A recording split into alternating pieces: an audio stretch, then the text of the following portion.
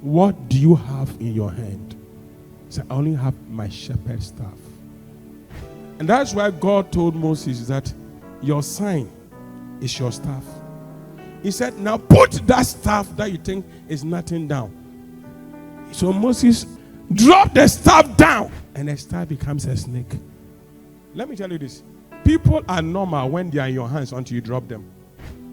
People can be very cool and collected until they are not near you again. Sometimes closeness has a way of making people sometimes very humble and very respectful until you release them. As soon as Moses put the staff down, I trust you do this. I trust you go and do this. I trust you handle this. I trust you do this. Then you see the snake in them. Now, whenever we see people who were staff that are behaving like snakes, we leave them alone to perish in their snake. But God told Moses, you see that snake you have seen, don't pick it from the head, pick it from the tail. The person that is behaving like a snake has always been a snake in your hand already. Give people an opportunity, and that's when you see the venom and the wickedness in them. All of a sudden, they are walking change. And Moses is watching the snake. And God said that if you leave that staff to continue in that process, you will live the rest of your life with no miracles, signs, and wonders following you. Because Moses, that staff will open the Red Sea. Oh God, that staff is what you will wave in the heavens and food will come down. That staff is what you use for water to come. You need that staff so much that the snake must not terrorize you, the shepherd. Because everybody has a snake in them. Don't be in a hurry for men to introduce you. Let God introduce you. When men introduce you, men will bring you down. I know what I'm talking about. When a man lifts you up, you are in their arms. And God said, David, your brothers can introduce you to Saul. A man's gift will make way for him. Your gift will introduce you. What you've been doing behind, that is why be careful what you do behind the scenes. That is you. You masturbate behind the scenes. You watch porn behind the scenes. You are sleeping and you say you are praying behind the scenes. It's what you do behind the scenes that is your character. Please, I like this song, but don't be singing it when you come to God. God will wonder. You can sing it when you come to church, but not when you meet God. Nothing in my hands I bring, simply to the cross I cling. Jesus himself carried his cross. He said, you to carry your cross. Why do you come to my cross without your cross? Naked come to thee for grace. Naked come to thee for rest. In my hand, no cross. No, you must come with your cross. Jesus didn't say, follow me and carry my cross. He said, carry your cross. Most Christians don't carry anything for God. Jesus carried his cross to Calvary. You too, you have a cross to carry. Say, I have a cross. That is why we are not succeeding, because all Christians talk about glory, glory, glory, glory, glory. Paul will say that I may know him and the power of the resurrection and the fellowship, the fellow in the ship of the suffering, being made conformable unto his death. In other words, every Christian that has a glory has a story. Exodus chapter 4. Moses protested again. What if they don't believe me or listen to me? What if they say the Lord never appeared to you? Don't change it. Look at somebody and say, people want evidence. I didn't hear. People want what? Now, if you have listened to my Wednesday evening message, I was teaching and I said that they asked Moses, who sent you? Where are you coming from? Who made you Lord and ruler over us? And after 40 years, Moses meets God. And some of you, I don't know how you met God, because you just met God and you were too happy about your meeting with God and you came back. God, I thank you for your visit. Some of us, that's not how we meet God. When we meet God, we must sit and talk. Am I talking to somebody here? Oh, are you here with me? One day I had a chance of sitting down with a former president. He looked at me and said, "You are the person you and your friends should be people who should be ministers." The questions that were asked. Most of you, when you meet great people, you get so moved by their lifestyle and their bigness and their greatness. But let me tell you this, everybody, no matter how big, they have an unanswered question. Everybody, including me, everybody has a question that they need an answer to. And whoever answers it will get connected to them forever. So me, when I get near great people, one of the things I look for is the vacancy that must be filled. Not just their awesomeness or their eloquence or where they've been able to get to in life. Like I have an example. Everybody needs salt at home. Is it true or is it not true? Everybody needs matches. Actually, most rich people don't buy socks. You can see a very rich man. I think those who are typical database, all their money will use in buying buildings and co. If they would remove their shoe, see that their socks, they've overworn it. If like, let's go around.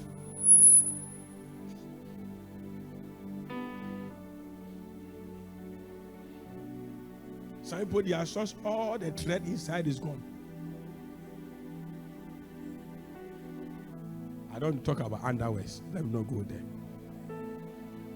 They call it outside gentility, home cry. So that they look very good outside, but inside. Let's move on.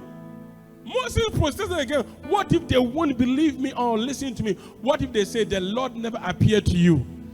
You see, when God appears to you, when you encounter God, it's for you.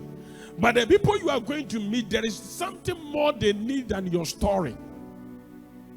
I know people tell me that I met Jesus and I look at their life, they never met even any demon. They've not even met a demon. Not even a dwarf. You met Jesus. I know people say that God has called me. And I look at their life, I wonder, when God calls you, it's like fire in your bones. It will chase you.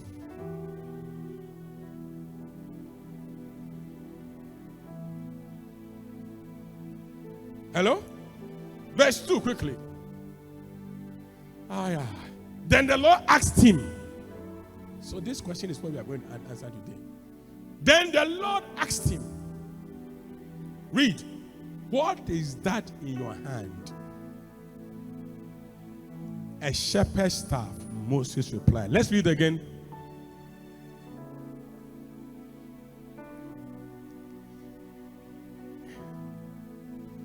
Read it again.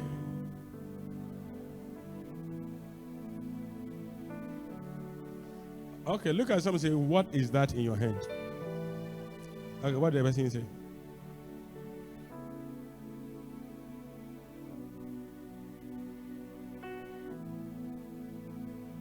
Please, I like this song, but don't be singing it when you come to God. God will wonder. You can sing it when you come to church, but not when you meet God. Nothing in my hands I bring, simply to the cross I cling. Jesus himself carried his cross. He said, you to carry your cross. Why do you come to my cross without your cross? Naked come to thee for grace. Naked come to thee for rest. In my hand, no cross. No, you must come with your cross. Jesus didn't say, follow me and carry my cross. He said, carry your cross. Most Christians don't carry anything for God. Jesus carried his cross to Calvary. You too, you have a cross to carry. Say, I have a cross. That is why we are not succeeding, because all Christians talk about glory, glory, glory, glory, glory. Paul will say that I may know him and the power of the resurrection and the fellowship, the fellow in the ship of the suffering, being made conformable unto his death. In other words, every Christian that has a glory has a story.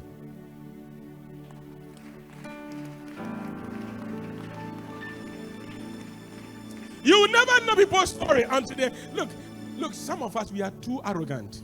Can I teach? I'll move on to the next verse, but we are too arrogant because, hear me, do you know that David never told his father, his mother, or anybody he has been killing bear and lions? They didn't know. All they knew was that the sheep is always safe. The goats are always safe.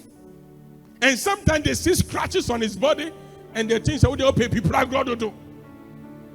But he never got anybody to know that he has killed bear and lion before. So when his brothers were looking at him, they said, you go and take care of the few sheep. Go and take care of the few sheep. Let me tell you this. Sometimes you can be taking care of a few, but the things you have done to take care of the few is what will take you to managing the mighty.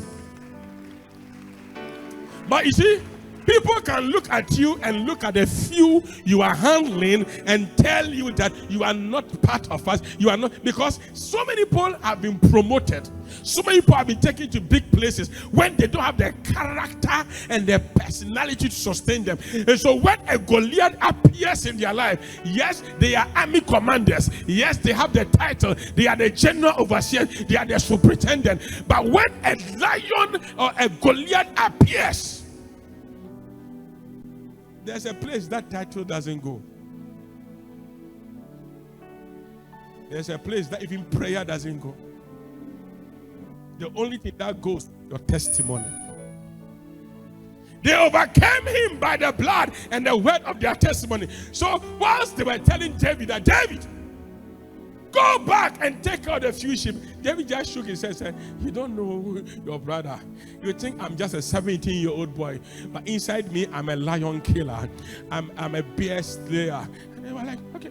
So the king said, you can't kill. You're only a musician. It's keyboard you play.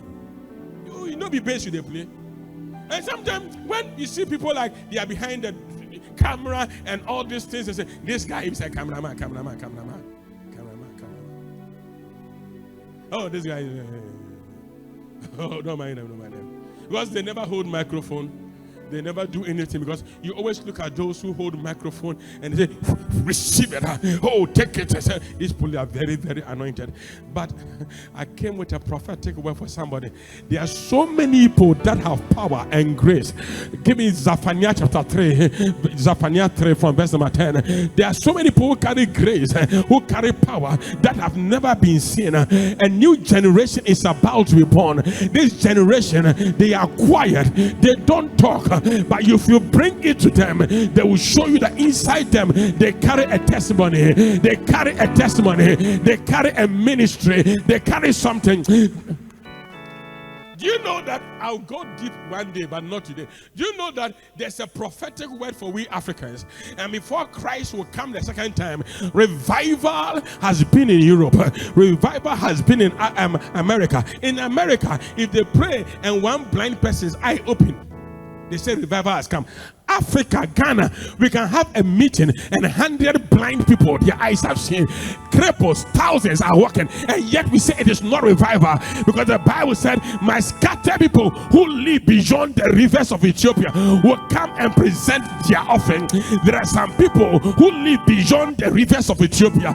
Look at the map of Ethiopia, and you know that West Africa, we are coming. There's a generation that is coming that have an offering to present to God. Let me tell the whole world that a generation is coming. They have gone through things. They have killed lions, they've killed bear, they've killed so many things. They don't look like they physically, look at them, you can underrate them, but they've dealt with the beasts of Africa, they've dealt with the beasts of America, they've dealt with the beasts of Ephesus, they've dealt with all kinds of principalities. And when you see them, they don't look like, am I prophesying to somebody here? And beyond the river prophets of Ethiopia. The rich people are coming. The mighty people are coming. The apostles are coming. The prophets are coming. The mighty pastors are coming. The warriors are coming. Don't let anybody underrate you. Don't let anybody underrate you, because you hear that they are holding microphone. You hear that they are having 10,000 people following them on social media. You hear that, oh, many people are clapping for them. They have been receiving invitation. Nobody invites you because you say you sing abochi. A time is coming when you take the microphone, even with your abochi, 100,000 people will receive the Holy Ghost. And am I prophesying to somebody here? And when you are in that mood, people think you are wasting your time. You are spending time while people are raising cripples. How many cripples have you raised? How many dead have you raised? No, people have dealt with things that they don't talk about. People have been poor and yet they live serving God. They don't talk about it. People have gone 3 days without food and they still serve God. They don't talk about it. We have days when men of God can say, because you didn't give me an offering, I'm not preaching again. No. This generation, they don't look at an offering.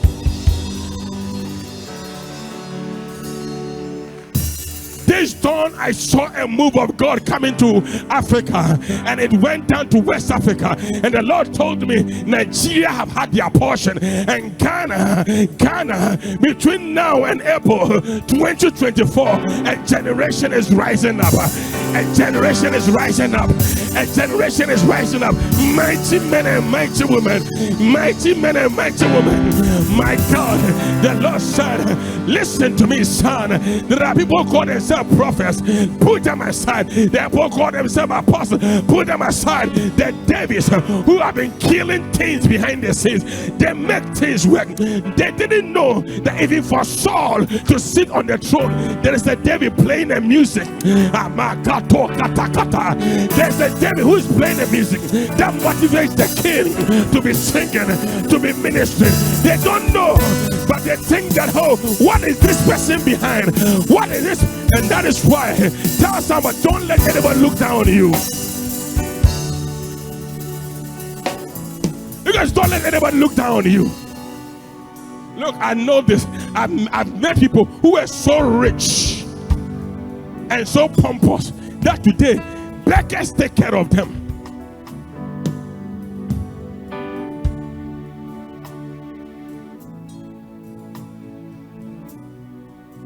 David came into the scene and everyone looked at him and said, go back to the few sheep. Maybe I'm talking to somebody here. When I get into the chapter 4 of Esther, you understand me? You have been taking care of few sheep. You have been taking care of sheep. Moses have been taking care of sheep. But there's coming a 600,000 men that is about to be used to deliver. There's coming 3 million Jews that is going to take out of captivity. But for 40 years, he was behind the scenes taking care of somebody's sheep. Exodus chapter 3 verse 1. And Moses was taking care of the sheep of Jethro. He was taking care of the sheep of Jethro. And then God said,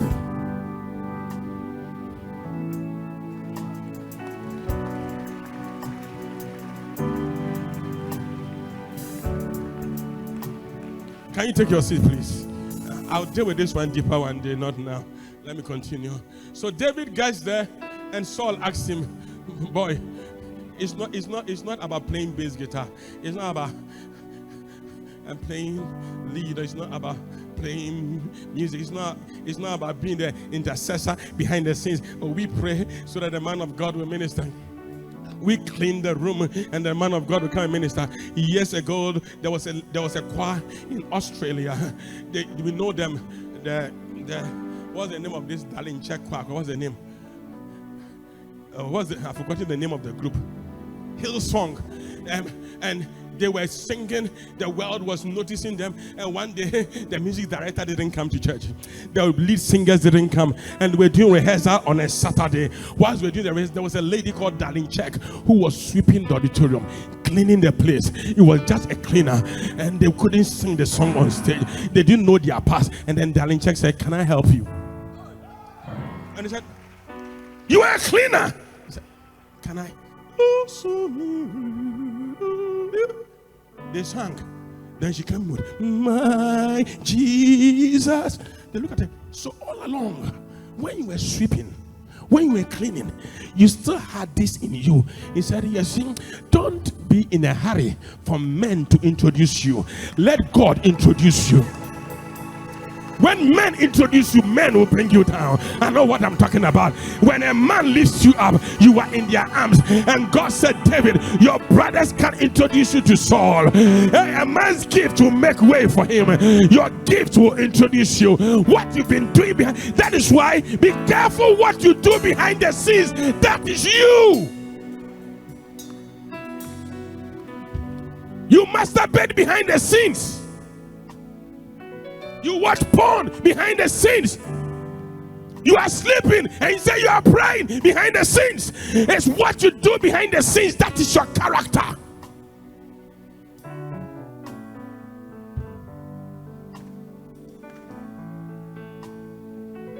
That is your gift.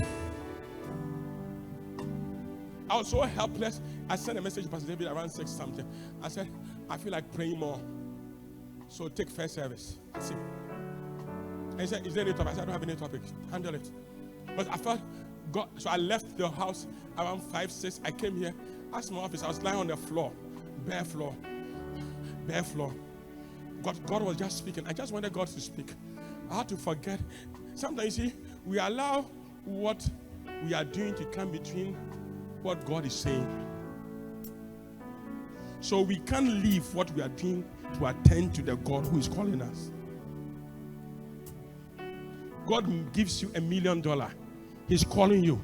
Say, Charlie, if I leave the $1 million to go down, he wants to give you 10 million. What are you doing with 1 million? The brothers of David said, stay with a few sheep.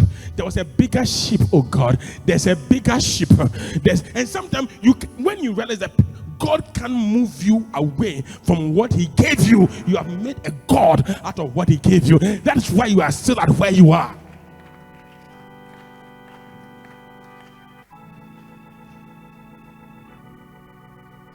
I'll get a few sheep very soon.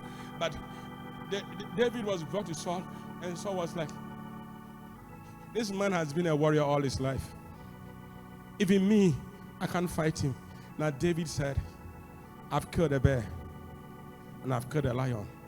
Be careful where you share your testimony. It is not everybody who will believe in your testimony. Your testimony must be shared where people will believe and help you to go to your next level. Some people will just listen to you and snub you and disbelieve you. You can't. So Goliath was like, no. Saul was like, you killed who? Bear. You know, a bear is stronger than a human being. And you killed a bear. 17-year-old. You killed who? A lion. You were. And he said, okay, can I remove my dress? And show you. Because you can't kill a lion and a bear without scratches. Henceforth, let no man trouble me, because I carry upon my body the marks. There are special marks on your body. The pain and the hurt you go through are part of your marks that you need to shaping you for your next level. If you have no marks on your body, you have no testimony. You have no proof of ministry.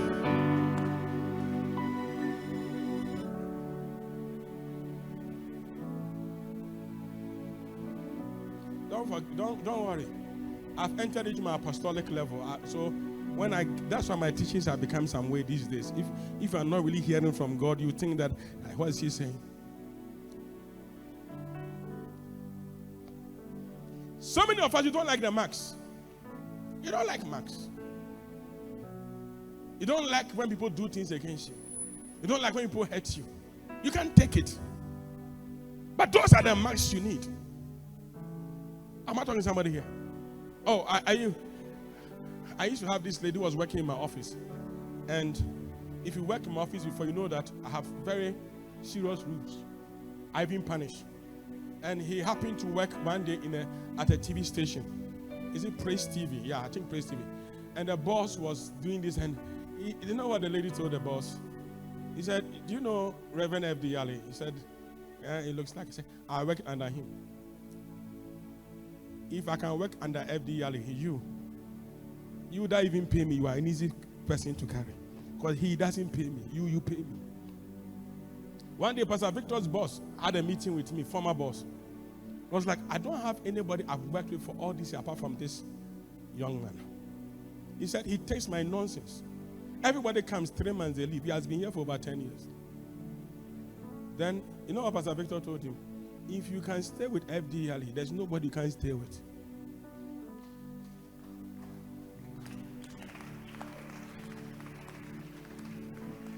I will squeeze the juice out of you. I will get the last juice so that you know what you are worth. Now, so many people don't like it when they are being squeezed.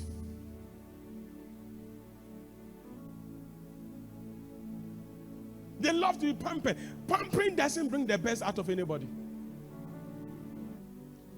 A pampered son can kill a lion. A pampered son will not even be allowed to go to the field at age 15, 16 to fight a lion by himself. Some of us, we look back and thank God for the way we were brought up when we were young. The pains we went through is the reason why we are where we are today. So I look back and I salute my parents. I salute my past. I salute everything because it is the reason why I am what I am. Because your testimony is who you are.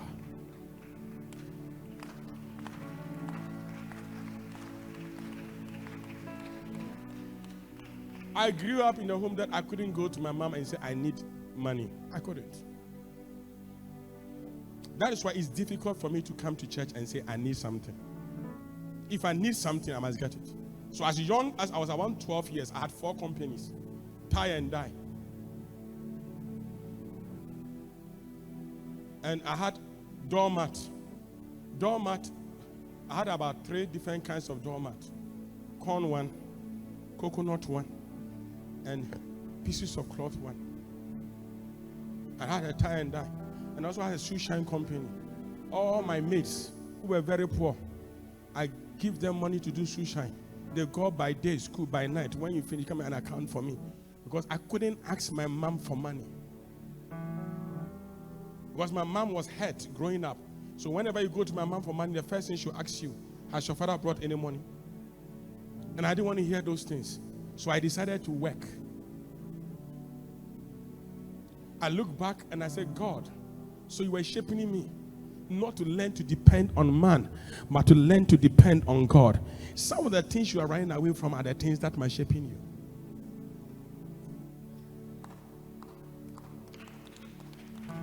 I know you can't clap. The best person who has trained me in this world, aside God, is my mom. Interesting, she's the first person to give him a public microphone to preach.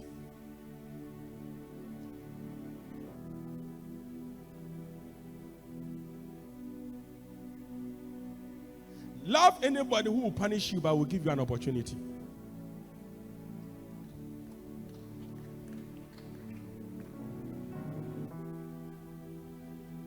You are quiet. It's okay if you killed lion before and the marks are there to, because when you were killing the lion, you were not there. When you were killing the bear, you were not there. But the marks on your body is the evidence of what you have been through. Go to Goliath. So when he went to Goliath, he said, I don't need a spear and whatever. Give me a stone and a sling. The same method I use in the backyard. And can I prophesy again? Ghana, wake up. People who have been living for God, wake up. The same way you were living for God is the same way you're about to live in the public. So if you don't like the way you are living for God now, change it. Because that will not be able to bring Goliath down.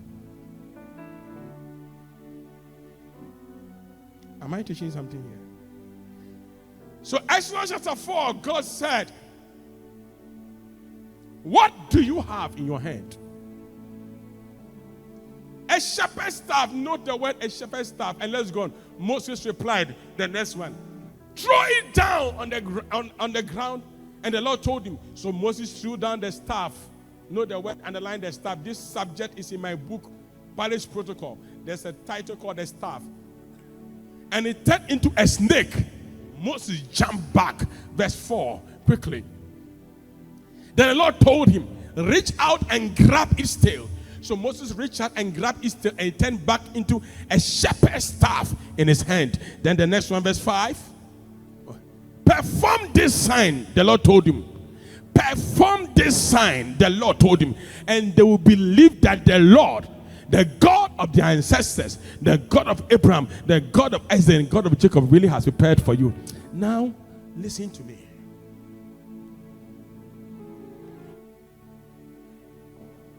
Can I have your attention here? How many of you want people to believe you? Read it. Perform this sign. And what? The Lord told him. Then they will believe that the Lord, the God of their ancestors. Everybody keep quiet. Can I have your attention here?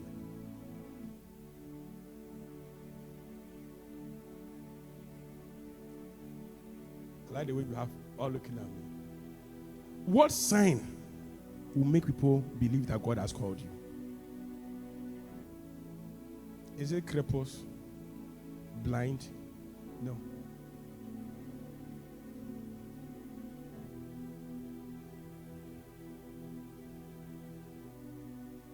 Back to verse 2. God asked him, what do you have in your hand? Look at some, what do you have in your hand? Now notice, God can never do anything with you if you have nothing. Anything times nothing is equal to 0.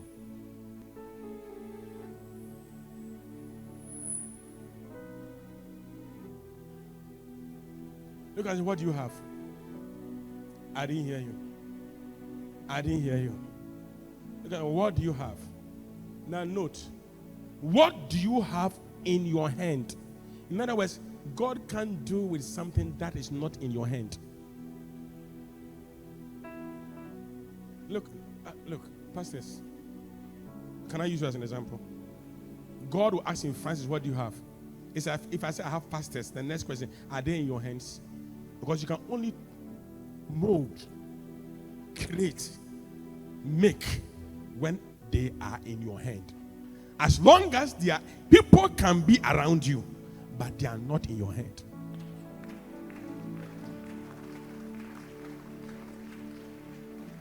The money in your hand is the money you can spend. The money in your brain can never be spent. If money in the brain can be spent, nobody can be poor.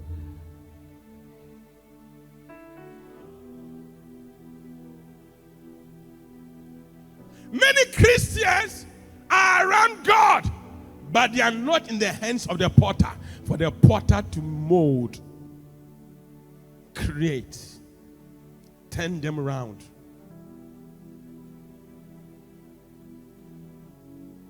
What is it that you have that you did not receive? In other words, everything around you God gave to you. A man can receive nothing unless it has been given to you from above. All good and perfect gifts comes to us from God above, the creator of all. And in him there's no variableness, or there's no shadow of doubt. So everything around you God gave you. But which of the things God gave you do you have in your hands? That's why I say the song, nothing in my hands I bring, is scripturally incorrect. It sounds good when you sing it, but if you put it through Bible, So read your Bible. Everybody God called, God used something they have.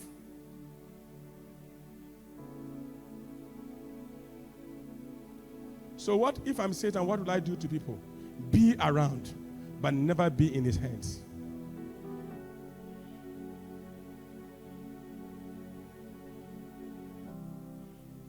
You can't be told what to do. So there are so many believers who go to church, but you can't tell them what God wants you to do. The only thing you can tell them, listen, God says you'll be rich. I receive it. God says you are going to marry. I receive it. God says you are going to prosper. I receive it. God says he wants to use you. Miss call.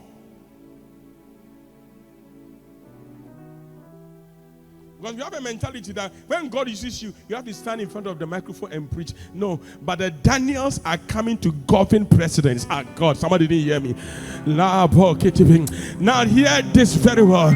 God is going to raise presidents, ministers, big people in the nation Ghana that will be surrounded by sound prophetic men and women of God who will give them godly counsel as to what they have to do without fear or favor. Because our politicians can't do it. There's a lot of sorcery. There's a lot of divination. There's a lot of enchantment. I know a president in Ghana who came to Ghana, had a lot of promises to do. And as soon as he became president, the first thing the enemy did was to put away all the prophets. All the people who can see to help him. And then he surrounded himself with teacher. Who doesn't see? That president died in office.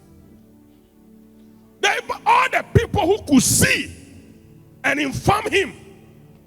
I remember I sent a message that you should tell him that he's about to die. One of his executives today, he's in one of the office. He has been elected. He sent a message back to me that even his major prophet in Nigeria hasn't seen it. How much more you in Ghana? Who are you? I didn't mind. I said, this is the process to save the man. Take it, and the man will be saved. He didn't inform the man. The man died. You see, let me tell you, when the enemy wants to finish you, one of the signs you know the enemy wants to finish you, that he takes away all the people who can counsel you, because counsel is covering.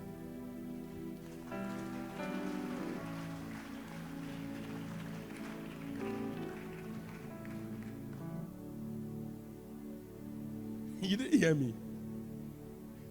Counsel is covering. Look at what you have in your hand. I didn't hear you. The problem with our generation, can I teach? Oh, am I here? Is that we don't look at what is in our hand. We concentrate on what we don't have. Be careful of people who pretend they are in your hand, but they are not in your hand. Make do with what is in your hand. Listen, my wife is here, she will tell you. I don't make plans with her money, even though I like her. And she doesn't make plans with my money, even though if you give her, she will take. Some of you, your problem is you embrace things too much. If somebody comes and says, I have this 10,000 seeds, with them, it's not in your hand, it's not yours. So very soon you have a prophetic word. The Lord was speaking to me. Which Lord? Mammon. And let me tell you this. I said it on Wednesday. Let me say it here again. The fact that you do fasting and prayer doesn't mean the voice that is speaking to you is God. Jesus fasted 40 days and 40 nights. The three voices that spoke to him were all Satan. Turn this stone to bread. Jump and the angels will save you. Worship me and I'll give you the whole world. So don't come and tell me that you fasted and God said, wait until you have taken what you said God said through the scriptures. Checked through the word of God and we can discuss it. Many have gone off God's radar. Because he said, I went into fasting and prayer. Most people go into fasting and prayer not to hear from God, but present a request.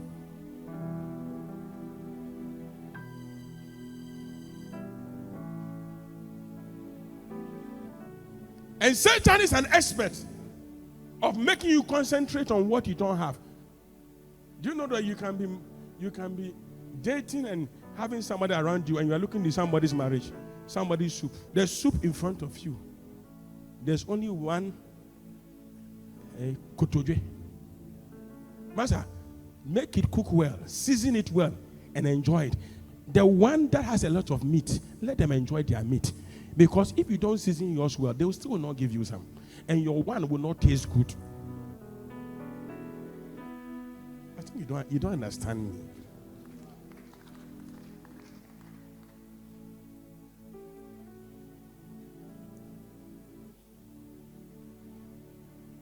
And some of us, sometimes in life, you can be surrounded by people who pretend they love you, right? Oh, they give you sweet words, sweet accolades. They want something from you. That's why check if you have them. How do you know you have people? Hiya. I won't say it here. There's so many ways on checking. If I tell you, you will pretend. So let me keep it to myself.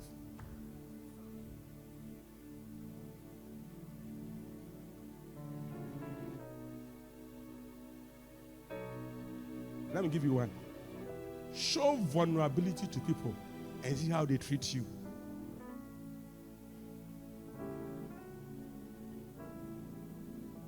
Show a weakness to people and see how they treat you.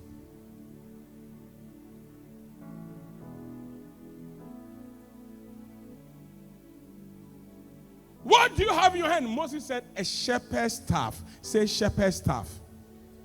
Let me tell you this. Shout shepherd's staff. Say shepherd's staff. I didn't say shepherd's staff. That is the title of the message. Shepherd's staff. Say shepherd's staff. Say shepherd's staff. Then look at someone and say, who are you shepherding?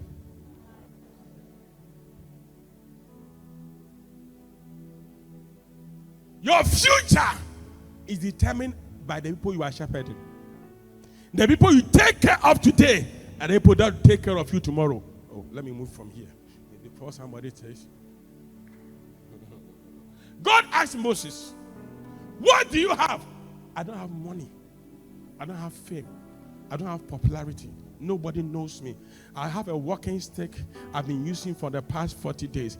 It helps me climb a mountain. It's my third leg now. I have two legs, but this, when I'm climbing a place, I put it down. It enables me. When I'm going through the bush, I use it to clear the path. That gives me access. That is the only thing I have in my hand. What is this thing I have in my hand? And God said, what do you have? Said, I have a shepherd's staff. Someone say, a shepherd's staff. Ask someone, who is your third leg? Oh God. You know something that is happening to us? A lot of us can't be blessed because you don't have capacity. You are not enough. Did you hear my English? I said, who is not enough? Tell someone that you are not enough. There's a song that cries, I'm not enough unless you come. Jesus, even the whole Son of God, needed 12 disciples. Needed who? Needed who? Needed who? So his shepherd's staff grabbed 12. When they all backslided, he still went looking for them. Before the Holy Ghost would come, they had to get another one to be placed in Matthias. Because Jesus knew that even he, as Son of God, it was not enough. Do you know what the enemy is making us feel? If nobody is around me, if you don't have anybody, I can do it by myself. By myself, it won't work. Lord, I need your help. And whenever you go to God for help, you know what He gives you? Let's look at it. Moses goes to God. This burden is too much for me. I can't carry it alone. Hey, they are killing me. God said, hey, look for 70 people that you know are elders and let them share their burden with you. You go for help, God brings you people. You go for help, God brings you what? You go for help, God brings you what? You go for help, God brings you what? You go for help, God brings you what? Elijah said, this burden is too much for me. Kill me, I want to die. God said, look for 3 people, Elisha, Hazel, and Jehu, and put them over this state to help you. Anytime you go to God for help, He will bring people, give, and it shall be given. Good measure, pressed down, shaken together, and run over. Shall man give to your bosom? It's not shall angels. So if I am God, one of the things I will do to you is to bring you people. So hear me. In the book I wrote that when God wants to take you to your next level, He brings you a person. If the devil wants to take you away from your next level, he also brings you a person.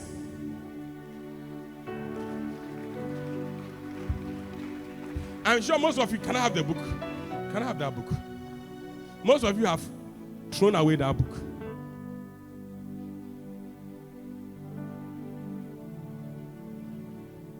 Palace Protocol. No. I'm sure there's one at the bookshop there. No, sit down. They'll bring it. Sit down. They'll bring it. Look at some say, where's your shepherd staff? Many believers have thrown away their shepherd staff. But when Jesus was leaving, he said, go ye all unto the world and make disciples. He said, bring people to church. He said, make disciples. What is making disciples? Making disciples, shepherding people. I'm preaching from this book. Some say it's too big. It's too big. Don't worry.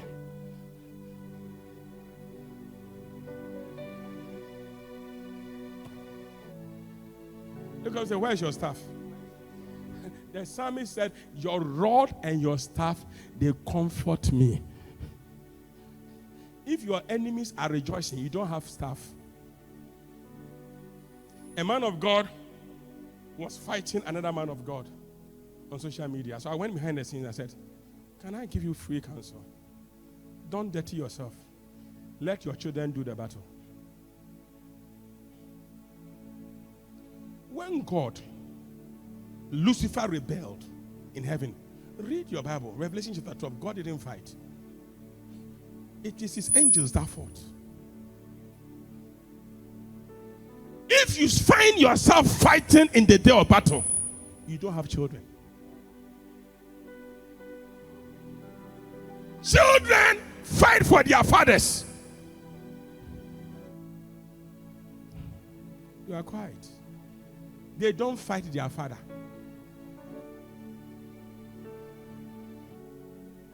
So David, who will call Saul my father later, fought Goliath. Goliath was not David's battle. Goliath was Saul's battle. But David was a staff of Saul's household. Years later, Ishbosheth, half brothers and cousins of Goliath, they were more taller and bigger than Goliath. They had 6 fingers and 6 toes. They came to fight David in his old age. They nearly killed David. You know what his staff did? They said, David, you are the star. You are the sunlight. You are the life of our army. Sit down and let us fight. Because what you do for your father, your children will do for you. If God is your father, you are a sheep. You too, you must get a sheep. What I see my father do, that is what I also do. I think I'm not preaching to somebody here. Look at someone, why have you thrown away your shepherd staff?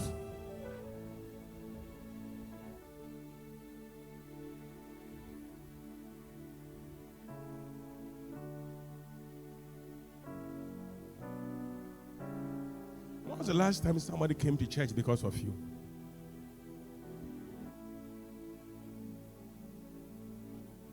When was the last time somebody felt like praying because of you? When was the last time somebody said, if not for you, I would have committed suicide? You see, you are here. Every Sunday you come. You hear. Preacher is a good preacher. I hear the word. You have become a koshoko human being. You know why? Anytime you eat and you don't use it as energy, it becomes fat and bad cholesterol. Very soon you will die. There's nothing wrong. Like you ask a question about energy drink. If you take an energy drink, you must be on the field working. You must sweat it out. It is called energy drink. It is not called sleeping drink. If you're under a man of God like Yalley, that releases a lot of energy and impartation into you day in and day out. You have received an energy that you can't go home and sleep. You need to use it on the field, because the same anointing that comes on you, that can help you to take your next level. If you don't utilize it, can end up hurting you.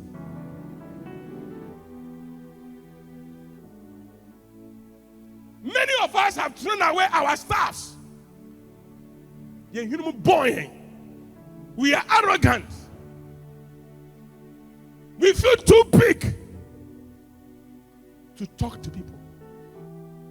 We can't raise people up. Am I talking to somebody at all? Oh, are you here? Moses could not raise human beings until he has raised goat and sheep for 40 years. When God saw how he's been able to handle goat and sheep for 40 years, God said, I'm going to take you to bring 3 million people out of Egypt. How you manage useless people will determine how you manage useful people. You know, many of us, you don't have heart for nonsense. But you want God to have heart for your nonsense. You are quiet. Or I should end. My time is up. Look at the where's your shepherd staff? What is the person say? What to baby? You can't pick a phone and call a brother and call a sister. Oh, I've not seen you in church for a while. I hope all is well. Sister, when you want him be a yemino, what dear? Ask yourself this question. Everybody listen to me.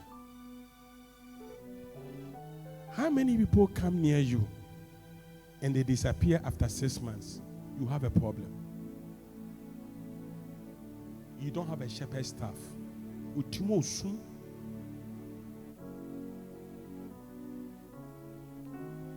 Look,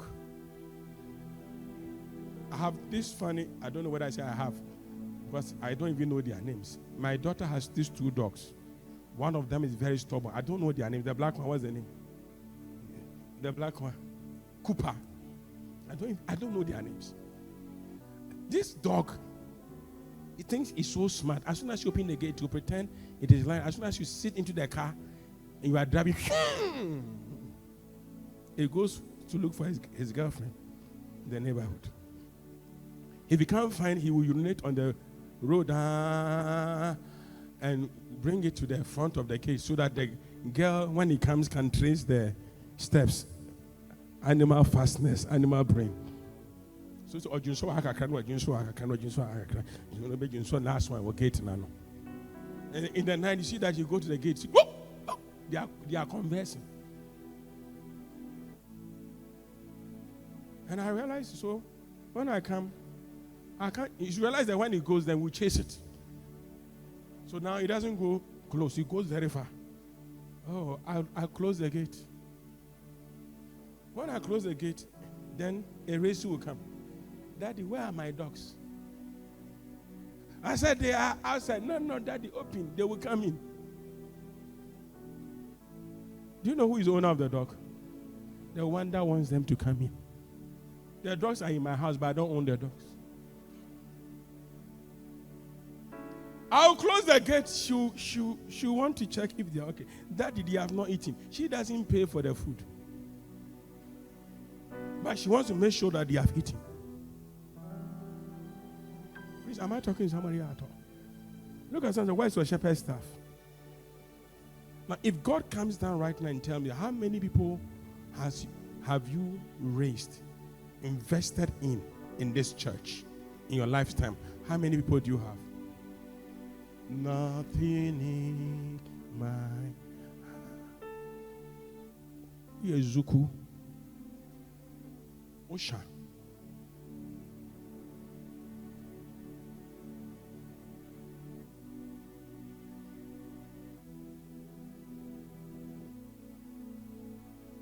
You eat alone.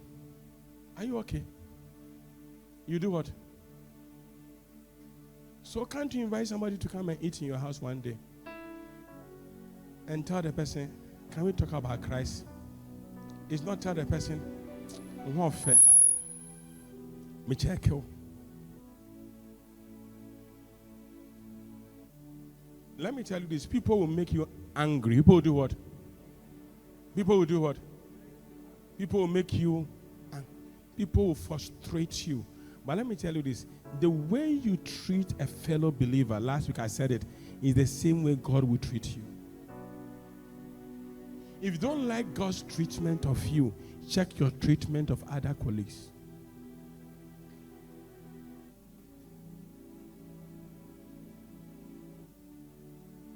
And someone say, I mean, I don't have time for those nonsense. You don't have time for nonsense? No. You must have time.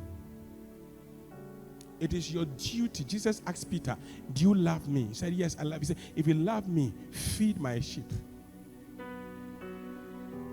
One of the evidence of your love for God is the ability to take care of fellow church members.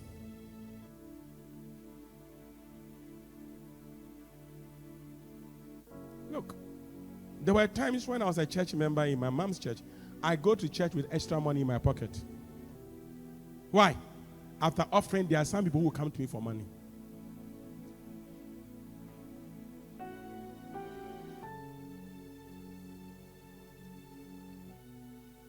And God never made me poor. Are you here with me? Oh, are you here with me? Oh, yeah. And you don't make it a story, a history. After church, I greet you. Please, can I have transport? By now, you should be giving somebody transport.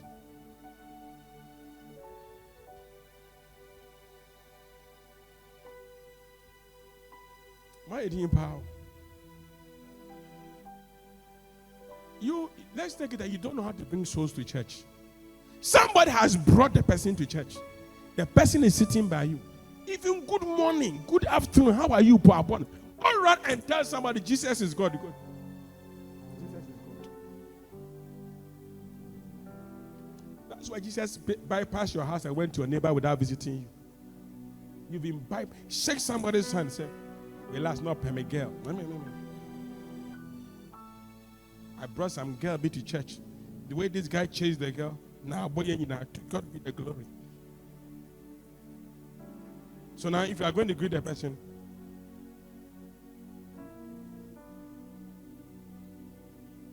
I think I'm not preaching here. Am I preaching to somebody here? So God says, Moses, what do you have in your hand? He said, I only have my shepherd's staff. Look, I said, who is your staff? I didn't hear you. I didn't hear you. If I say everybody, come and stand here, all pastors, all ministers, all shepherds, stand here and let your stars follow you. We see miracles, signs, and wonders. And that's why God told Moses that your sign is your staff. He said, now put that staff that you think is nothing down. So Moses, I wish I had brought a walking stick. Drop the staff down. And the staff becomes a snake. Let me tell you this. People are normal when they are in your hands until you drop them. I don't have time more. People can be very cool and collected until they are not near you again.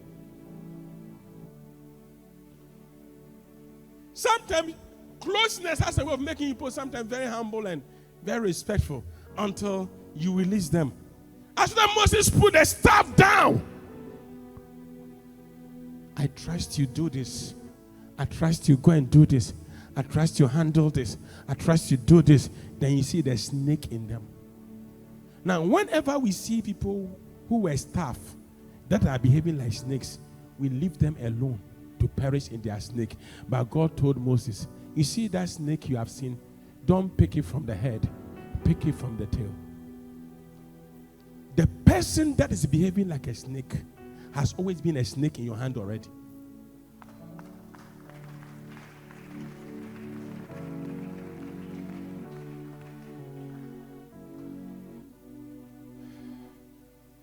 There are some things that make people arrogant. One of them is money. Another one is marriage. There's a third one who can give me the 3 M's. Let me leave it there. Oh, power also makes people whatever. Money is an amplifier. Power is an amplifier. Give people an opportunity. And that's when you see the venom and the wickedness in them. All of a sudden, they are working changes.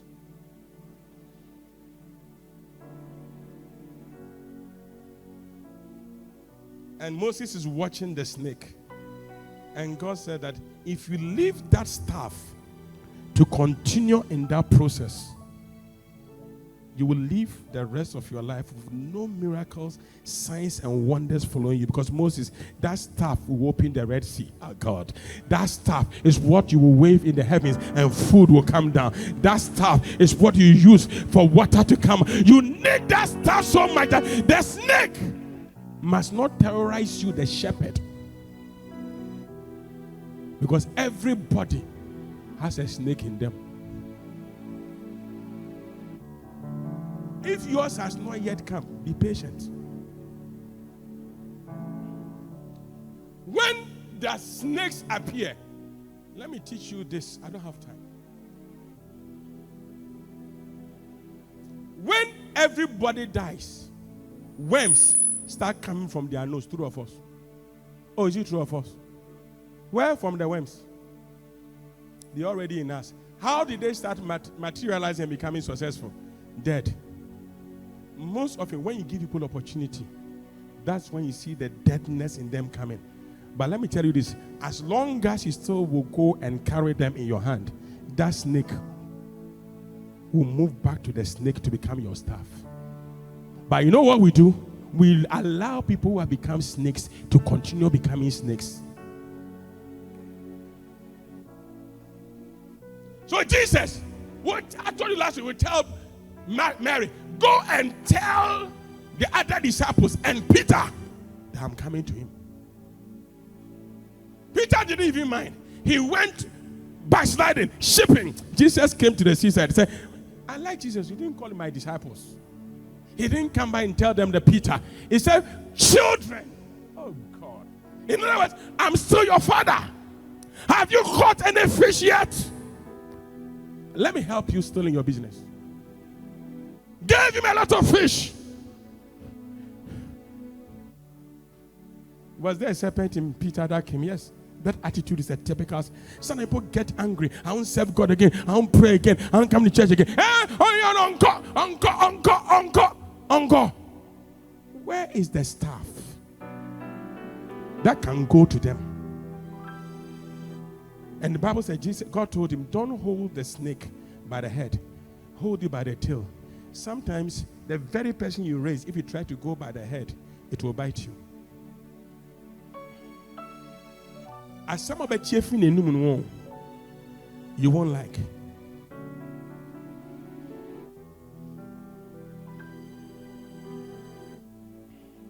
And me and you also know that if you want to catch a snake, the best way to catch the snake is by the neck. It's close to the head. Or so that you are saying, if you hold the tail, it will turn like this and bite you. Let me tell you this. Anybody you raised, that you hold their tail, by the time they turn to come and bite you, they will become a staff.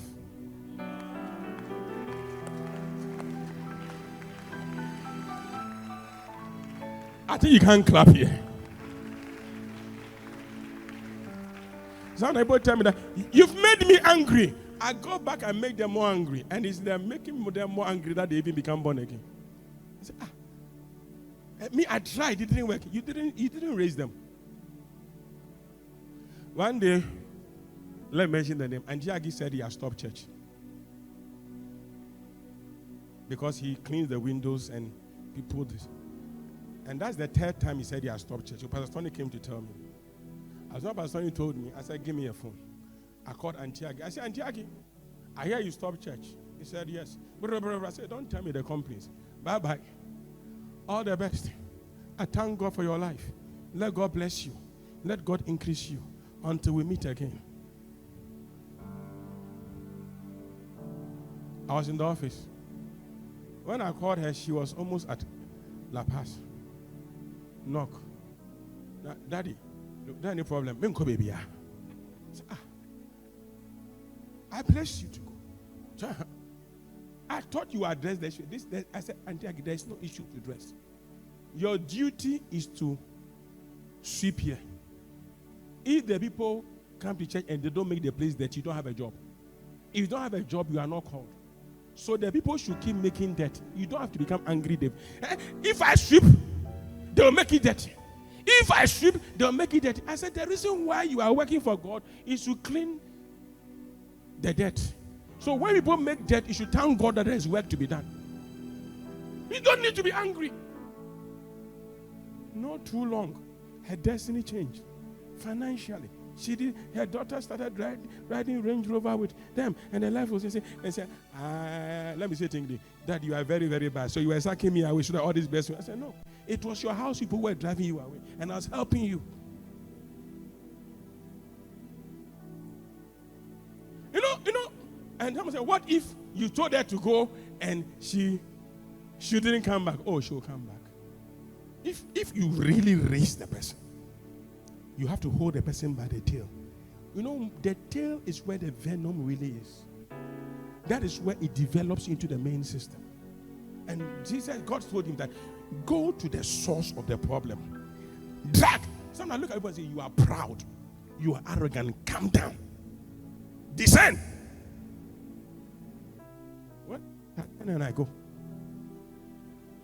You see, some of you, you know, and we are serving God, and human beings are like that.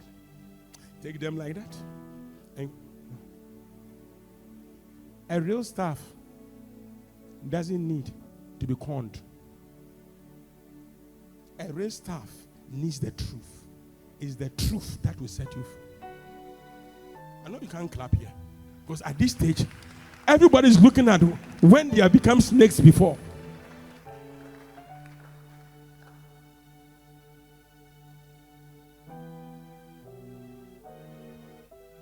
One day, and I end on this.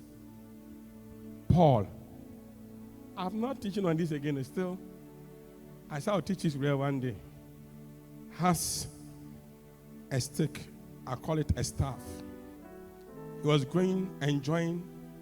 He was having a future with his staff.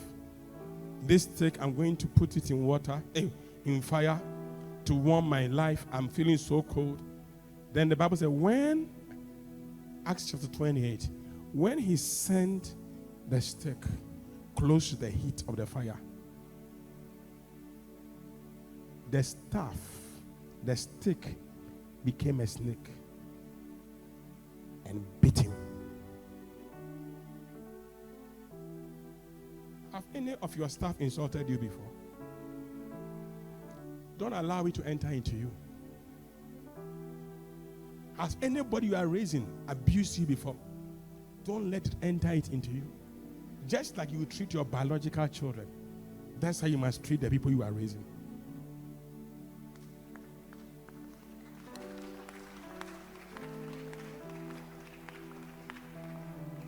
I grew up in a house.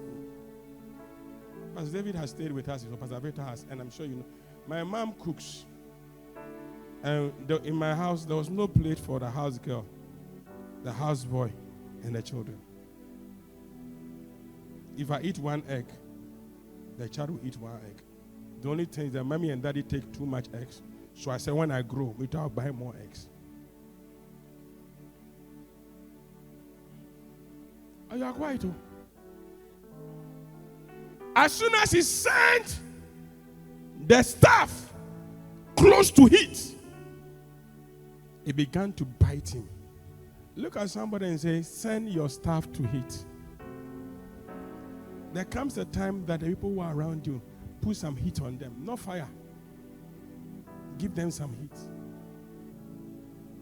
Give them some pressure. A senior pastor visited me recently. Is it last week? A very big senior pastor in this country. And when I was going, Pastor Daniel was around, Pastor David was around, Pastor James was around. So I said, these people have stayed with him for all these years. I'm like, wow.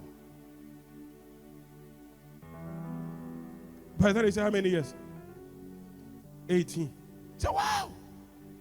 And he was like, what is the secret? I said, the secret is I fired them. He said, I don't get you. I fired them. And I said, you should ask Pastor David. And Pastor David told me, every 7 years, I come to them and say, if you can't take my fire, leave. Let me bless you. Because this year I'm increasing the fire. The fire for ministry must not depreciate. It must appreciate. The only way to test people who still are valuable to continue with you is by increasing the fire. And the fire burns those who are closest to the heat than those who are further from the heat. So if you are closer, the fire will burn you. Ojane Shua.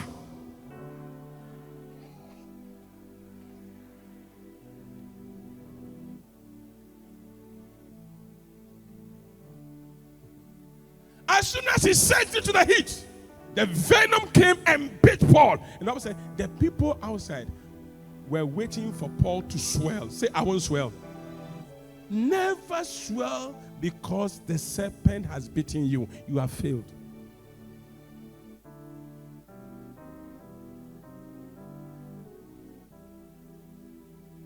The next verse. They were waiting for him to swell, fall down. And the people of the island saw it hanging around his hand and said to each other, a murderer, know that though he escaped the serpent, just will not be permitted. The next verse 5. And they were expecting him to do what? But Paul shook off the snake into the fire and was unharmed. The next one, quickly. The next, the people waited for him to swell up.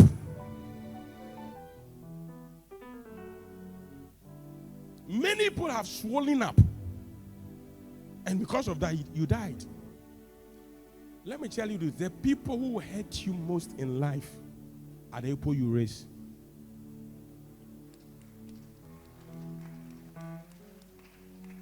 Should I give you an example? We heard God every day. Is it true or is it not true? And then we still go back to God.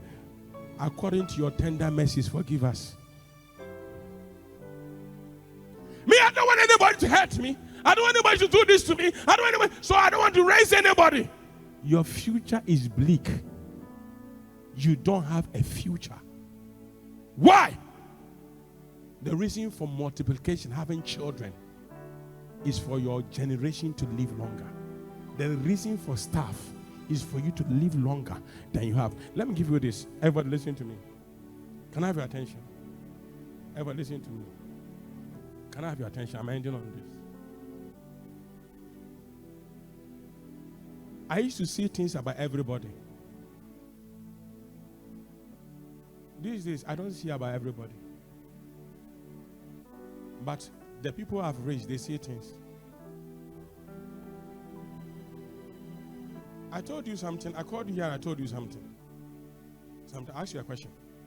One of my staff had a dream. She said she told you, later told me.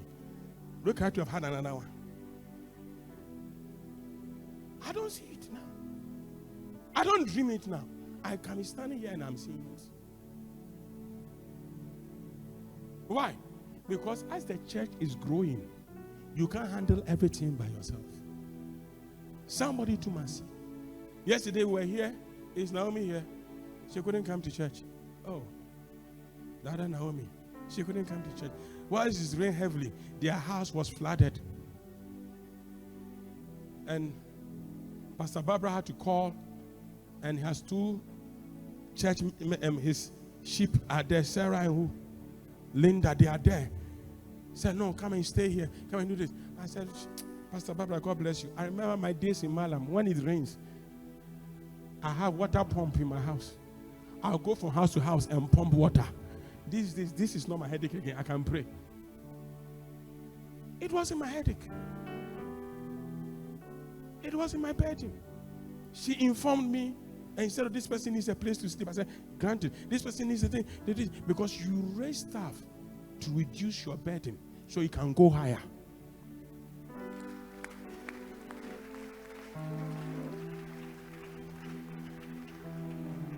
Now, I'm not just saying this to you concerning ministry. Any vision God has given you, you need staff that you can raise. Can I? Give me your hand. No, I can't use you. I can't use you. Sweetheart, give me your hand. Don't get up. You see this hand? Everybody, come up. Take it. You see this hand? If we fight, and then our hands are like this, we all get healed. But when we fight, and we still hold hands, you know what happens? The saw in our hands make us bonded more together. Or is it true? It's not true. Oh, how many of you have had a saw in their hand or their back, and they slept with a cloth and they slept on. And then when they woke up, the material has attached itself to their body. And when they're removing it, it was painful. So you know what? When there must be bond comes by hurt. But when there is hurt, hurting doesn't mean move away. Hurting means get closer.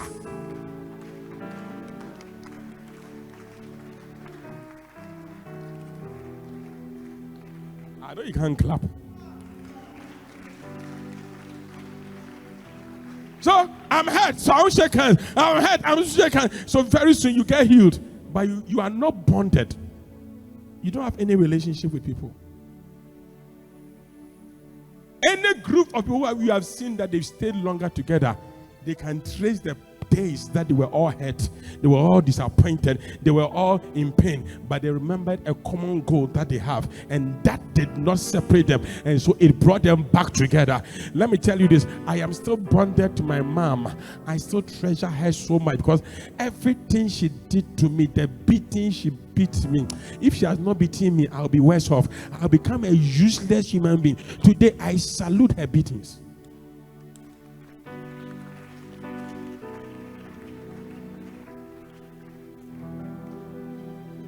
Look at her and say, why have you put your hands in your pocket? I don't go to the meeting again. I don't go for the rehearsal. I don't go to the church again. Why? They have hurt me. What were you expecting? For them to do what? Say, God, take me to my next level. Next level, a snake will try to bite you. Take it by the tail. Hold it in your hand again. And God tells you that the sign that people will believe that I've sent you is the staff you have in your hand. The sign that people will look and say, I'm called.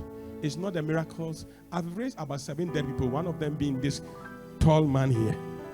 He died.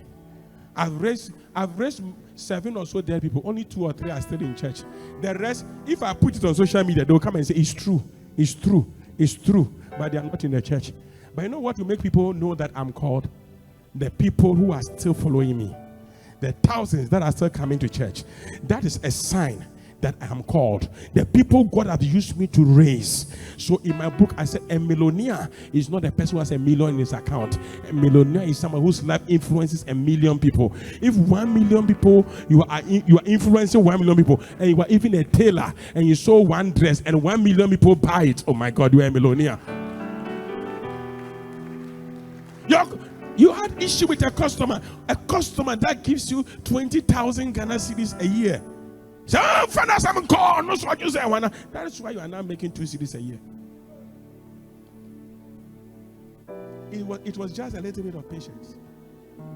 It's just a little bit of telling the person, you are right, or I'm sorry. After 3 weeks, the person will know that he or she made a mistake and come to you. So it's in the nature of the job. We expect it. I didn't need you to come back and say sorry. It's something that is normal with our work. 20,000 there, they be a neighbor. Look at some say, how many staffs have you lost so far? And ask somebody, where is your shepherd staff? Is it still in your hand? Or have you thrown it away somewhere? Okay, everybody close your eyes and tell God, I want to carry my staff. Your rod and your staff, they comfort me in the presence of my enemies, and I will dwell in your house, my Lord, forever and ever.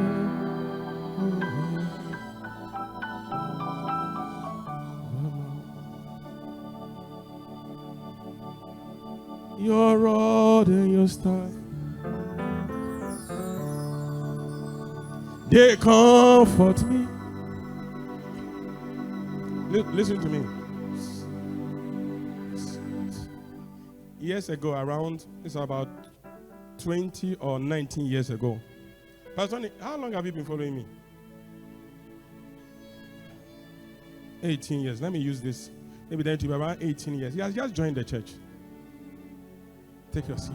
And a very junior pastor who has joined us then, is no more with us, had gone to, whilst we were busy winning, there was some man be in the area of Malam whose duty it was to bring prostitutes from Nigeria and take them to Europe for market. And it was my point of making them born again and then they go back. Some of them, we used to give them money to go back. And this young pastor went to sleep with one.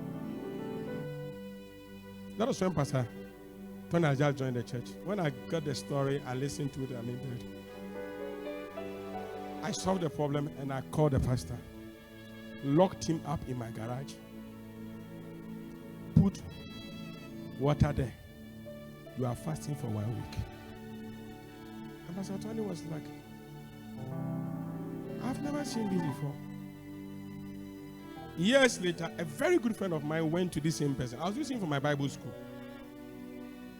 And told him that you pay him better and everything. So the guy left to his church. He was still my son. Then they gave me a branch at Kaswa.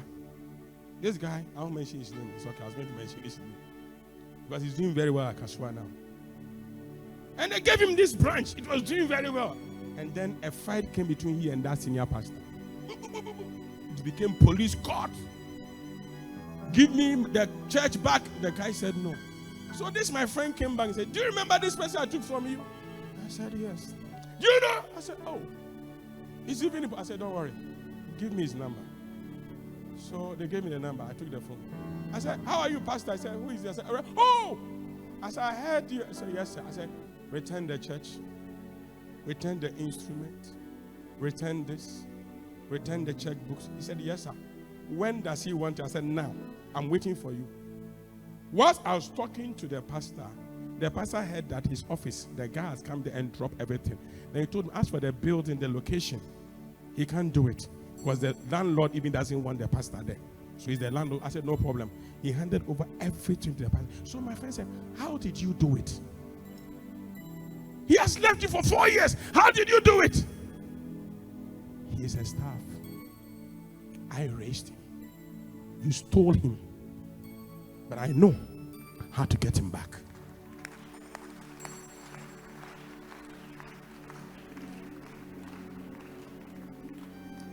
Do you remember that story? Some of you would have thrown away the person. It's useless. It's article of no use. It's an embarrassment to the kingdom. Anytime you throw your hands like this to judge somebody, the rest is saying, I'm coming for you. Am I talking to somebody here? If even you have a child in ministry, you raise the person. In business, the person goes away. Learn to relate. Learn to relate. One day, Archbishop Nicholas William did something, and I will never forget this. He was there and realized that one of his pastors, I won't mention his name, was going to leave the church. He has planned to change his name, everything. One Sunday was where the Archbishop came and said, today I want to preach. He took the microphone and called the man and the woman. Come. I bless this church for you. Take it from the bottom of my heart. Then the people said, we were going to do it with that. I said, no, if you do that, you won't get blessed. So I bless you for you, take it. Okay, but you know, I'm still your father. Let the offering and the tithe come to headquarters. I raised you up. If you say God says go, so be it. They are still his children. I like the way you are quiet. But some of you have thrown away people out of your life because they turn to snakes. If you don't know how to handle people who have turned to snakes, come and see me. You will hold them by the tail and they will become a staff back to you. Let's be on our feet.